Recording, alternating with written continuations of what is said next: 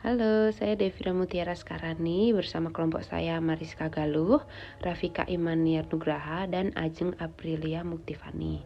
Di sini kami akan menjelaskan tentang hasil studi kasus kami kepada pelaku ekonomi di Pasar Junani. Tujuan dari studi kasus kami yaitu menganalisa masalah-masalah yang dihadapi pelaku ekonomi di era pandemi ini. Dan kami akan memberikan beberapa saran-saran serta solusi untuk menghadapi masalah yang terjadi. Setelah melakukan observasi, kami mewawancarai salah satu pedagang sayur di Pasar Junani, yaitu Mas Eko Fahru Rosi atau biasa dipanggil dengan Mas Fahru. Beliau berusia 35 tahun, belum menikah, dan pekerjaan beliau yaitu wira swasta. Selain berdagang sayur, beliau juga melakukan pekerjaan freelance design. Sistem produksi yang dilakukan Mas Fahru yaitu sistem pre-order H-1. Karena selama ini Mas Fahru banyak mensuplai ke beberapa pelaku usaha, maka beliau menerapkan sistem pre-order. Namun juga beliau menyetok beberapa stok untuk berjualan di Pasar Junani. Penghasilan Mas Fahru sendiri paling tidak bersih sekitar 22.500.000 per bulan. Untuk biaya produksi, beliau menggunakan 75% dari omset penjualan. Sedangkan omset penjualan sendiri sebulan sekitar 150 juta. Untuk biaya operasional, beliau menggunakan 10%-nya. Pengeluaran rumah tangga Mas Fahru yaitu sekitar 3 juta sampai 4 juta per bulan. Kemudian pelaku ekonomi yang kami observasi lagi yaitu Ibu Wahyu Ningsih. Beliau berusia 37 tahun, sudah menikah dan memiliki 3 orang anak. Beliau fokus mencari pendapatan dari berdagang seafood di Pasar Junani. Sistem produksi yang dilakukan Ibu Wahyu Ningsih yaitu melakukan suplai setiap harinya. Sama halnya dengan Mas Fahru, Ibu Wahyu Ningsih juga banyak mensuplai ke beberapa pelaku usaha selain berdagang di pasar. Penghasilan kurang lebih sekitar 150 juta per bulan itu penghasilan bersih. Untuk penghasilan kotor, Ibu Wahyu Ningsih mendapatkan 50 juta per hari. Untuk biaya produksi sendiri, Ibu Wahyu Ningsih menggunakan 75% dari omset penjualan, serta 10% untuk biaya operasional. Pengeluaran rumah tangga Ibu Wahyu Ningsih kurang lebih sekitar 57.600.000 rupiah per bulan. Dalam menghadapi pandemi ini, Ibu Wahyu Ningsih mensiasati dengan meminimalisir biaya operasional yaitu mengurangi upah gaji karyawan Ibu Wahyu Ningsih. Berikut profil pelaku ekonomi yang sudah kami observasi. Baik, pada kesempatan kali ini saya akan menjelaskan tentang diagnosis permasalahan yang dihadapi pedagang Pasar Junani. Menurut pengamat ekonomi dari Universitas Kristen Arta Wacana atau UKAW Kupang, Dr. Fritz Vanggidae, mengemukakan para pelaku ekonomi saat ini mengalami 3 masalah utama akibat pandemi yang sedang terjadi. Dia menjelaskan bahwa masalah pertama yang dihadapi pelaku ekonomi terkait dampak pandemi ini yakni masalah likuiditas. Mereka mengalami kesulitan modal. Masalah yang kedua yakni para pelaku ekonomi tidak bisa bekerja sendiri, harus berhubungan dengan jenis-jenis pekerjaan lainnya. Artinya, ada masalah jaringan yang mereka butuhkan. Sedangkan masalah yang ketiga, pada umumnya kemampuan para pelaku ekonomi terbatas sehingga membutuhkan pendampingan. Selanjutnya, permasalahan yang didapat tanpa adanya diagnosis yang pertama, omset penjualan yang menurun. Yang kedua, permintaan pasar yang berkurang karena suplai ke pelaku usaha berkurang. Yang ketiga, karena permintaan pasar yang turun tersebut membuat banyak barang dagangan seperti sayur dan bahan pokok lainnya cepat membusuk dan tidak laku.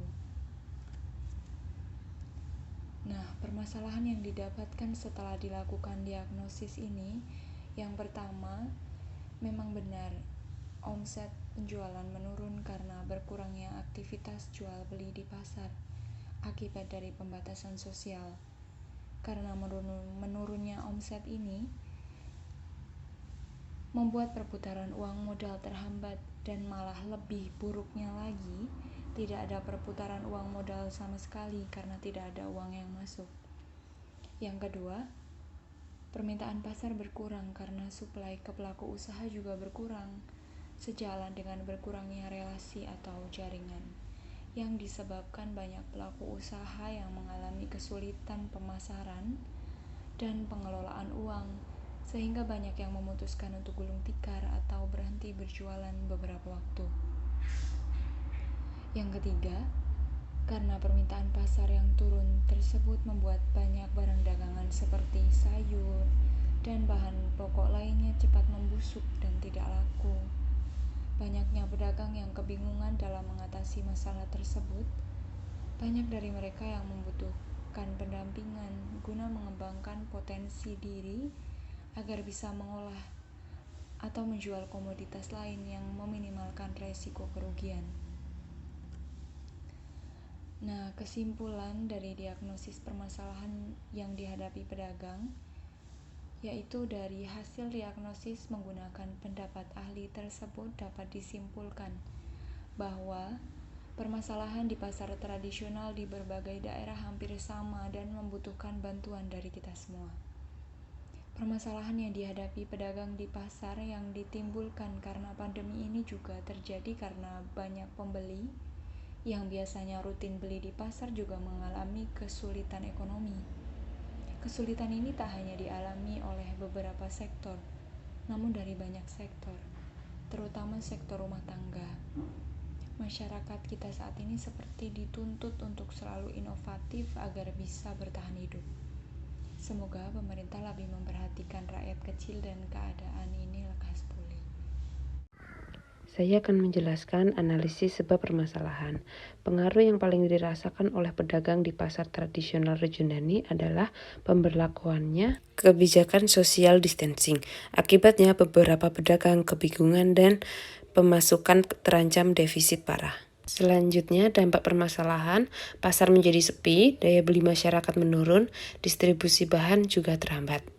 Kemudian langkah yang diambil para pedagang yaitu mengurangi jumlah dagangan untuk mengurangi resiko busuk pada bahan dagangan yang mereka jual, kemudian menurunkan harga pasar agar daya beli masyarakat meningkat. Setelah itu, pedagang bekerja 2 kali lipat.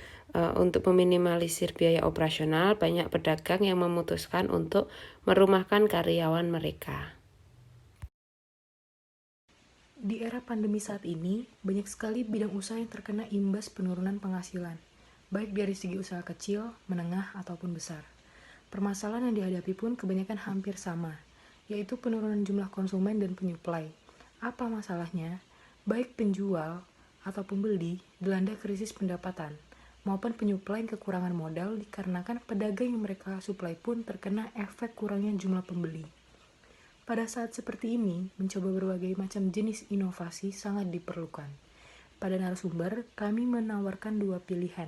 Yang pertama, narasumber bertahan pada bidang usaha yang sama, yaitu menjual aneka jenis sayuran, namun dikemas lebih menarik, seperti menjual sayur yang lebih spesifik jenisnya, menjual sayur frozen agar dapat bertahan lama, atau juga menjual sayur online.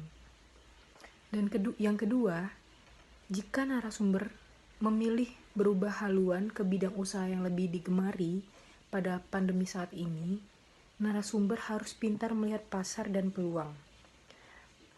Permasalahan apa yang ada di masyarakat pada saat ini, dan produk apa yang bisa dihasilkan untuk memecah permasalahan tersebut.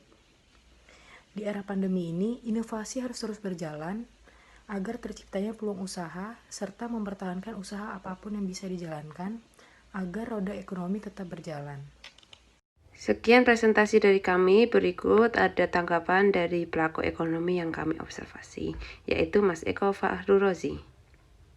Nama saya Eko Fahru Rozi, saya ingin mengucapkan terima kasih kepada Mbak Devira dan teman-teman karena sudah memberikan saya pengetahuan dan saran bagaimana menghadapi masalah yang sedang saya alami saat pandemi ini.